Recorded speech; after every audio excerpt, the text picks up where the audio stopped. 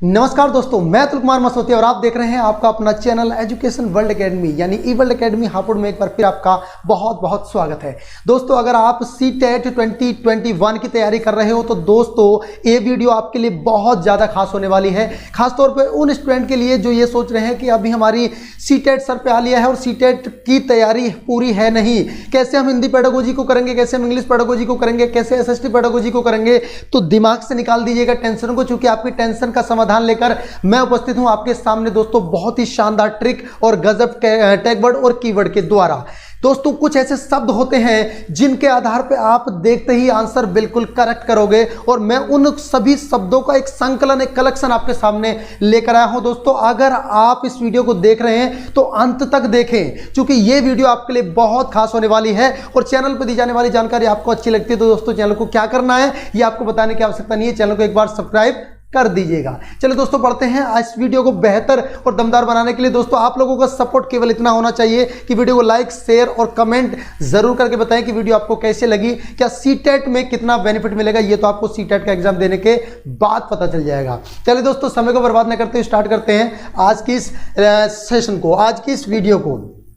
देखिए दोस्तों, सबसे पहले तो आज इसमें क्या मैं बात करने वाला हूं, ये जो आपका सीटेट 21 का एग्जाम होने वाला है, सीटेट 21 का एग्जाम होने वाला है यानी 2021 यानी 2021 में, उसके लिए कुछ ऐसे मोस्ट इंपोर्टेंट कीवर्ड मैं आपके लिए लेकर आया हूं, यानी ऐसे टैग वर्ड जिनको आप देखते ही कहते हो कि सर यही आंसर होगा या ये आंसर नहीं होगा। ठीक है, नो थिंकिंग डायरेक्ट आंसर, यानी सोचने की आवश्यकता ही नहीं है, बिल्कुल भी ज़्यादा समय नहीं बर्बाद करना। सीटेट में आपको मिलते हैं करीबन, कम से कम अगर देखा जाए तो 50 सेकंड की बात करता है, लेकिन 50 नहीं करना, केवल आपको 5 सेकंड में आंसर करना है। कितने सेकंड में आंसर करना है दोस्तों? 5 सेकंड में आंसर करना है, जो कि सीटेट 21 की हम अंतिम यात्रा लेकर चलेंगे। यानी इसके बाद पुनः जीवन में कभी भी आपको सीटेट एग्जाम देने की आवश्यकता नहीं होगी। हालांकि ये बात आपको पता लगी होगी, सरकार ने ये आजीवन कर दिया गया है, यानी ताउम्र फिर दोबारा कभी भी आपको सीटेट करने की आवश्यकता नहीं पड़ेगी। चलिए दोस्तों, बढ़ते हैं और देखते हैं कुछ ऐसे बेहतरीन और दमदार कीवर्ड्स के बारे में। सर वो कौन कौन से हैं? देखिए, आपके यहां लिखा है भाषा शिक्षण शास्त्र। क्या लिखा है? भाषा शिक्षण शास्त्र, यानी लैंग्वेज पेडागोजी। लैंग्वेज पेडागोजी को हम कैसे सोल्व करें और कम समय में कैसे सोल्व करें। यहां मैंने लिखा है कि हिंदी शिक्षा शास्त्र, यानी हिंदी शिक्षा शास्त्र के वो नकारात्मक कीवर्ड की सूचियां आपके सामने हैं, और इधर है English pedagogy list of negative keywords, यानी हिंदी में अगर आए तो आपको कौन से आंसर को टिक करना है और कौन से आंसर को टिक नहीं करना है, ये बात मैं आपको बताऊंगा। देखिए, पहले चलो मैं इंग्लिश में देख लेता हूं। ठीक है, देखिए, अगर किसी सेंटेंस के अंतर्गत अगर 4 ऑप्शन आपको दिए हैं, there are 4 option are available, अगर उसमें से किसी ऑप्शन में ओनली दिया है तो ये देख लेना 99% आंसर क्या होगा दोस्तों? गलत होगा। वो आंसर आपको नहीं लगाना, वो आंसर आपको नहीं लगाना।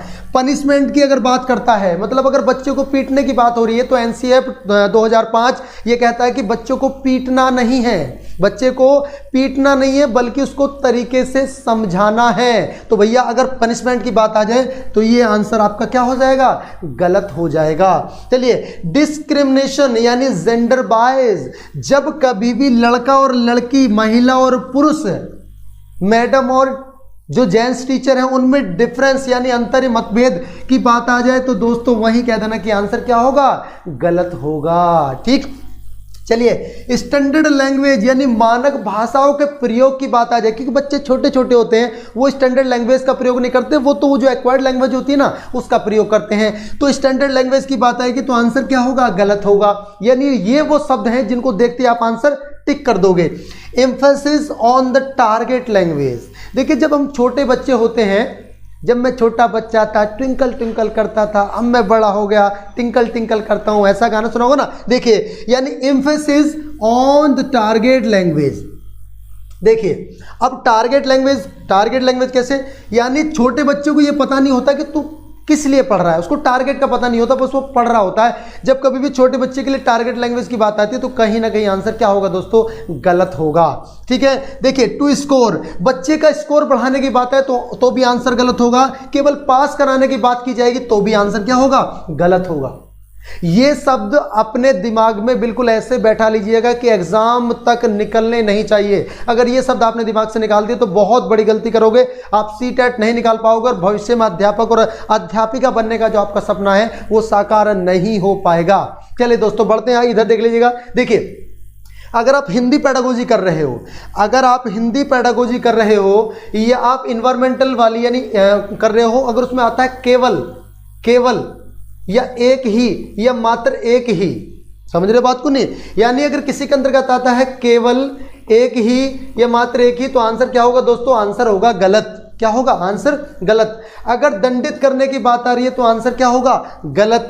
अगर भेदभाव की बात आ रही है तो आंसर क्या होगा? गलत। मानक भाषा का प्रयोग नहीं करना, लक्ष्य भाषा पर जोर नहीं देना, अंक के लिए बच्चों को नहीं पढ़ाना, पास करने के लिए नहीं पढ़ाना, यानी ये सब क्या हो जाएंगे?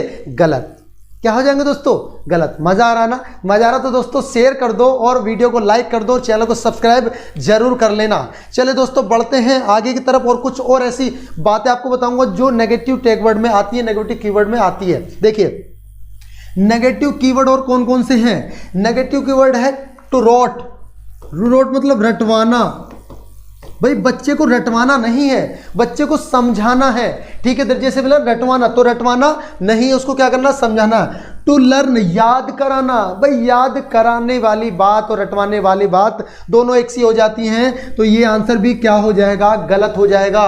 जब कभी भी बच्चे की कोई भी बात है, सपोज दैट बच्चा एक प्रोजेक्ट बनाकर लाया और कहा सर जी देखिए, मैडम जी देखिए मैंने क्या बनाया है, मैं कहता बेकार भाई ये गलत बना है, जाओ इसको ले जाओ वापस, ऐसे नहीं करना। यानी बच्चे का जो भी बच्चा लेकर आ रहा है उसको रिजेक्ट नहीं करना है। रिजेक्शन जो है वो एनसीएफ कहता है कि रिजेक्शन करके आप बच्चे को डिमोटिवेट करते हो, उसको हतोत्साहित कर दोगे और बच्चा आगे पढ़ नहीं पाएगा, आगे बढ़ नहीं पाएगा। चलिए, टू कंपेयर, यानी बच्चे की तुलना किसी दूसरे बच्चे से नहीं करनी है। अब आप कहोगे सर ऐसा क्यों नहीं करना? ऐसा तो करते हैं। भाई करते हैं तो गलत करते हैं, क्योंकि नहीं करना, क्यों नहीं करना समझिएगा। अगर एक बच्चे की तुलना आप दूसरे बच्चों से करोगे तो उससे दो परेशानियां होंगी। परेशानी नंबर 1 यानी प्रॉब्लम नंबर 1, एक तो ये कि बच्चा दूसरे बच्चे के प्रति, जो बच्चा कम जानता होगा उसके मन में हीन भावना आ जाएगी, वो डिमोटिवेट होगा, उससे बड़ी दिक्कत होगी। दूसरी बात, उन दोनों बच्चों के बीच में हो सकता है उस चीज को लेकर मतभेद हो जाए। हुआ ना हुआ कभी? कभी आपने सुना मतलब आपने मम्मी पापा कहते हुए सुने होंगे, देख ले नालायक तेरे पड़ोस में वो पढ़ता है या पढ़ती है, देख 100 में से 97 नंबर हैं, उसके 90 नंबर हैं। यानी आपकी मम्मी आपके पापा तुलना करते हैं उन बच्चों से जो बच्चे आपसे बेहतर प्रदर्शन कर रहे होते हैं, और तुम्हारे मन में क्या आ जाता है? यार ये इस नालायक की वजह से या उसकी वजह से मैं नालायक हो रहा हूँ। ठीक है, तो कहीं ना कहीं दुश्मनी टाइप की भी कंडीशन हो जाती है। कई बार आपने देखा होगा क्राइम पेट्रोल पे ऐसे केसेस हुए हैं कि उसको मार भी दिया है। तो कभी माता पिता अपना कंपैरिजन नहीं करते दूसरों से, बच्चों का कंपैरिजन करते, तो कंपैरिजन नहीं करना है। चलिए, नेग्लेक्ट की बात आती है, मतलब नेग्लेक्ट का मतलब होता है अनदेखा करना। क्या करना दोस्तों? अनदेखा करना, मतलब अनदेखा भी आपको नहीं करना है, अनदेखा आपको नहीं करना है। बच्चे को अगर अनदेखा कर दिया तो भी गड़बड़ हो जाएगी, तो भी बच्चा हतोत्साहित हो जाएगा। इग्नोर करना, नेग्लेक्ट करना, दोनों मतलब एक ही बात है, कोई दिक्कत नहीं। टू कॉपी, बच्चे को ये नहीं कहना कि चल भी चलिए लिख ले, कॉपी कर ले। मतलब कॉपी से मतलब उसका क्या होता है, राइटिंग सुधारने के लिए कॉपी हो जाती है, लेकिन कॉपी पर जोर नहीं देना, कॉपी पर जोर नहीं देना। ठीक है, तो भैया मेमोराइज मतलब रटवाने, याद कराने वाली चीज पर भी जोर नहीं देना। डीप एक्सप्लेनेशन, देखिए बच्चा जब छोटा होता है, अगर बच्चे से आप ये उम्मीद कर रहे हो कि वो गहन मतलब आपको व्याख्या सुनाएगा तो गलत उम्मीद आपकी। हाँ, तुम डीप एप्लीकेशन दे सकते, मतलब डीप एक्सप्लेनेशन दे सकते हो, आप गहन व्याख्या दे सकते हो, गहरी व्याख्या दे सकते हो, लेकिन बच्चे से ये उम्मीद करना कि बच्चा बिल्कुल डीपली क्या करेगा दोस्तों, एक्सप्लेनेशन देगा, तो आंसर क्या उम्मीद क्या कर रहे हो, गलत कर रहे हो आप। तो यानी आपको रोट नहीं करवाना, टू लर्न नहीं करवाना, रिजेक्ट नहीं करना, कंपेयर नहीं करना, नेग्लेक्ट नहीं करना, इग्नोर नहीं करना, कॉपी नहीं करना, मेमोराइज नहीं करना, एक्सप्लेनेशन, डीप एक्सप्लेनेशन की बात नहीं करनी है। यही बात मैंने हिंदी में लिखी है दोस्तों। यही बात अगर आ जाए जैसे रटवाना अगर आ जाए तो आंसर गलत कर देना, याद करना आ जाए तो आंसर गलत कर देना, अस्वीकार करना आ जाए तो आंसर गलत कर देना, तुलना करना ये गलत होगा, उपेक्षा करना गलत होगा, अनदेखा करना गलत होगा, नकल करना गलत होगा, कंटस्ट करना गलत होगा और गहन व्याख्यान क्या होगा, गलत होगा। बात समझ में आ रही है? मजा आ रहा है? मजा आ रहा तो दोस्तों ठोक दो लाइक और शेयर और कर दो अपना वो काम जो मैं बार बार आपसे कहता हूं, ठीक है। चैनल को सब्सक्राइब जरूर कर लीजिएगा अगर मेरे द्वारा दी हुई जानकारी आपको पसंद आ रही है और मजा आ रहा है इस वीडियो में।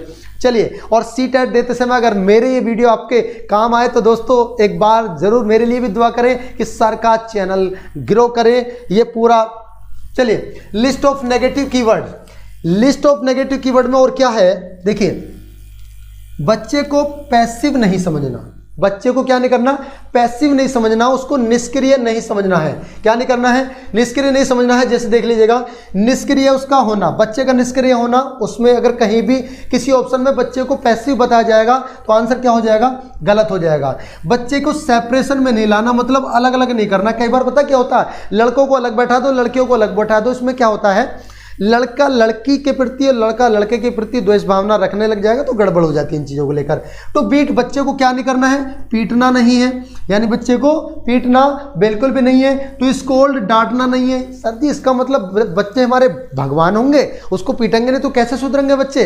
भाई दोस्तों, पीटना नहीं है बल्कि उसको समझाना है तरीके से। हालांकि बहुत टीचर्स पिटाई आज भी करते हैं। स्पेशल एजुकेशन, कभी भी बच्चे से स्पेशल एजुकेशन की उम्मीद नहीं करना है आपको। स्पेशल एजुकेशन मतलब उस बच्चे से जो आपका प्राइमरी लेवल पे पढ़ रहा है, चूंकि आप CTET देने जा रहे हो प्राइमरी और जूनियर लेवल पे, जूनियर और प्राइमरी लेवल पे स्पेशल एजुकेशन की बात नहीं होती, आंसर गलत हो जाएगा भाई, ठीक है। यानी विशेष शिक्षा की बात कर रहा है। बच्चे को डिस्करेज नहीं करना है, यानी हतोत्साहित नहीं करना है। डोंट अलाउ, डोंट अलाउ यानी अनुमति ना देना। देखिए, अगर बच्चा कई बार कहीं जाना चाह रहा है, कुछ पूछना चाह रहा है, हर बार उसको मना कर रहे हो, तो कई बार अनुमति ना देना भी बच्चे को डिस्करेज करता है, हतोत्साहित करता है। तो ये कारनामे में आपको नहीं करना है एज ए टीचर। अगर आप ऐसा कर रहे हैं तो गलती कर रहे हैं और ये गलती आपको महंगी पड़ेगी, उन बच्चों पर महंगी पड़ेगी जिन बच्चों को आप पढ़ा रहे हैं। आप भविष्य के अच्छे अध्यापक या अध्यापिका नहीं बन पाएंगे। चलिए बढ़ते आगे बढ़ते हैं। देखिए, अब कुछ ऐसी महत्वपूर्ण बातें हैं, जिससे the words, the key words which are used in the previous exams, यानी ऐसे वो बहुत सारे कीवर्ड जिनको प्रीवियस एग्जामिनेशन में प्रयोग किया गया है, यूज किया गया है। आइए थोड़ा सा देख लेते हैं कौन कौन से। जैसे बिल्कुल सीधा सीधा ऐसे ही लिखा था, बिल्कुल सीधा सीधा दोस्तों ऐसे ही लिखा था एग्जाम में, जैसे मैं आपको बता रहा हूं। Copy out the sample poem in near hand writing, यानी कॉपी आउट जो पास में हैंड राइटिंग उसको कॉपी करने के लिए कहा गया, तो आंसर क्या था, वो गलत था। स्टैंडर्डाइजिंग की बात करेगा तो आंसर क्या होगा, गलत होगा। प्रिस्क्राइब द टेक्स्ट बुक की बात करेगा तो भी क्या होगा, आंसर गलत था। करेक्ट एरर, बच्चे से एरर को करेक्ट करने के लिए कहना बात सही हो सकती है, लेकिन वहां करेक्टिंग द एरर्स इन के बच्चा गलती करता है, बच्चा गलती करके ही सीखता है, तो ये उसका स्वभाव है, हमेशा उसके एरर को सही समझना, ये भी गलत है। Provide notes that are summarise the simplified, देखिए नोट्स प्रोवाइड करना ये भी क्या हो जाएगा दोस्तों, बच्चे के लिए, छोटे बच्चे के लिए गलत हो जाएगा। Conduct extra classes for the student to catch up the others, हाँ ये सही है। देखो यहाँ क्या है, देखो यानी conduct extra classes for the student to catch up, ये यानी पॉजिटिव और नेगेटिव दोनों टाइप के कीवर्ड है। यानी एक्स्ट्रा क्लासेस कंडक्ट करना बिल्कुल सही है, कोई दिक्कत नहीं, ठीक। एग्जाम ग्रेड रैंकिंग बेकार हो जाएगा, तो इस प्रकार के दिए हैं। Ignore them and cry on, उन पर चिल्लाना ये तो बिल्कुल गलत हो जाएगा। Score and ranking for performance, ये आंसर भी गलत हो जाएगा। Scold them for the not paying attention, ध्यान ना देने पर डांटना, ये भी गलत हो जाएगा। देखिए अब क्या है, इस बात को समझे, यानी जेंडर बाइज जहां पर लिखा आ जाएगा, जेंडर बाइज की जहां पर बात होगी, आंसर क्या हो जाएगा, गलत हो जाएगा। गिविंग अ डिटेल मीनिंग्स, तो भी आंसर गलत था।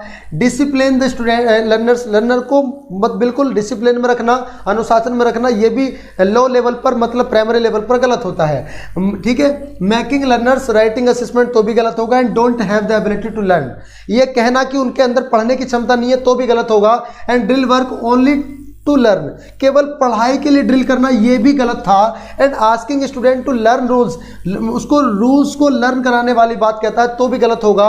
एंड लैंग्वेज रूल्स, लैंग्वेज भाषा के रूल रटाना की बात आए तो भी गलत होगा। And learn the answer from the text book, text book से आंसर को याद कर लो भाई, यही आएंगे आंसर याद कराओगे, पागल समझे हो भाई, बच्चे को गुमराह कर रहे हो, बच्चे को सिखाना है आपको, ठीक है। यानी गिविंग क्लियर एक्सप्लेनेशन, बच्चे से क्लियर एक्सप्लेनेशन की उम्मीद करना, आंसर गलत था। हिस्टोरिकल बैकग्राउंड जानना तो भी आंसर क्या है, गलत है। बात समझ में आ रही है? यानी ये सारी बातें आपकी क्या होंगी, कुछ ही सही थी, बाकी सब क्या होती है, गलत, ठीक है। अब और कुछ देखिएगा, हिंदी शिक्षण शास्त्र में पॉजिटिव कीवर्ड, पॉजिटिव क्या है, पॉजिटिव है, सॉरी यहाँ तो नेगेटिव लिखा हुआ है, पॉजिटिव कर लीजिएगा इसको क्या करना आपको, ये पॉजिटिव है। अब ये तो सर जी आपने बता दिया नकारात्मक, सर जी कुछ पॉजिटिव बताओ, ऐसे कौन से पॉजिटिव होंगे जिनको देखते हैं हम आंसर कर सकते हैं हाँ ये सर सही है। देखिए, जब कभी भी बच्चे की क्रिएटिविटी पर बात की जाए, यानी सृजनात्मकता पर बात की जाए तो आंसर सही होगा। बच्चे को क्रिएटिव बनाना है, बच्चे को सृजनात्मकता पूर्ण बनाना है तो आंसर सही होगा। सोशलिटी की बात की जाए, वाइगोस्की ने भी कहा है, तो आंसर क्या होगा, सही होगा। क्यूरियोसिटी की बात की जाए, बच्चे की जिज्ञासा को बताया जाए तो भी आंसर क्या होगा, सही होगा। ऑल राउंडनेस मतलब बच्चे को हर प्रकार से तैयार किया जाए तो भी बात सही होगी। एंड चिल्ड्रंस लिटरेचर का प्रयोग किया जाए तो भी बात सही होगी। इंक्लूसिव क्लास का प्रयोग, समावेशी शिक्षा यानी कक्षा का प्रयोग किया तो भी होगा। जनरलिटी की बात है तो भी आंसर क्या होगा, सही होगा। हिंदी में बात करें तो सामाजिकरण जहां भी आ जाए सही होगा। जिज्ञासा की बात आएगी, आंसर सही होगा। सर्वगीणता की बात आएगी, आंसर सही होगा। बाल साहित्य की बात आएगी, आंसर सही होगा। समावेशी कक्षा की बात आएगी, आंसर सही होगा। और व्यापकता की बात आएगी, आंसर सही होगा। यानी ये वो ऐसे टैग वर्ड या कीवर्ड हैं जो आपके राइट होंगे। क्या होंगे दोस्तों, ये कैसे होंगे, ये दोस्तों आपके राइट आंसर होंगे। कैसे होंगे, राइट होंगे, ठीक है। चले दोस्तों बढ़ते हैं आगे की तरफ। देखिएगा ये पॉजिटिव, अरे बार बार वहां ये इसको काट दो भी, बार बार यहां नेगेटिव आ रहा है लिखा हुआ, तो इसकी जगह आप मान लीजिएगा पॉजिटिव। थोड़ा सा ध्यान नहीं दिया, पॉजिटिव की वर्ड। देखिए अब होना क्या है, प्रेरित सम्मान, यानी बच्चे को सम्मान के लिए प्रेरित करना, यानी इंस्पायर्ड ऑनर के लिए करना, यह भी एक अच्छी बात है। यहां आंसर सही हो जाएगा। किसी भी काम को करने के लिए बढ़ावा देना, शाबाशी देना, आंसर क्या हो जाएगा, प्रमोट करना। जैसे अभी सरकार ने अपने प्रमोट किए तो कहीं ना कहीं बच्चा आगे पास हो गया तो अगले उसका मनोबल बढ़ गया, ठीक। प्रोवाइड अपॉर्चुनिटी, बच्चे को यानी अवसर प्रदान कराना, यह भी आंसर क्या होगा, सही होगा। टू इनकरेज, बच्चे को क्या करना दोस्तों, इनकरेज करना मतलब उत्साहित करना, प्रोत्साहित करना, यह भी आंसर क्या होगा, सही होगा। यह भी सही होगा, यह भी सही होगा। टू बी एक्टिव, बच्चों को एक्टिव बनाना, यह भी आंसर क्या होगा, सही होगा। यानी पॉजिटिव टैग वर्ड है, यानी अवसर प्रदान करना, प्रोत्साहन देना या सक्रिय होना। ये सारे के सारे कहीं भी आ जाएं तो आप लोग क्या करेंगे, आंसर बिल्कुल सही करेंगे। क्या करेंगे मेरे दोस्तों, आंसर क्या करोगे, बिल्कुल आंसर सही करोगे। चलिए बढ़ते हैं कुछ और महत्वपूर्ण बातों को लेकर, यानी अदर इंपॉर्टेंट कीवर्ड्स। कुछ अन्य जो महत्वपूर्ण ऐसे कीवर्ड हैं जिनको हम जानना चाहेंगे तो वो भी देख लीजिएगा। Both teacher and student should be active. देखिए जिस ऑप्शन में टीचर और स्टूडेंट दोनों को एक्टिव बताया जाए वो भी आंसर क्या होगा, सही होगा।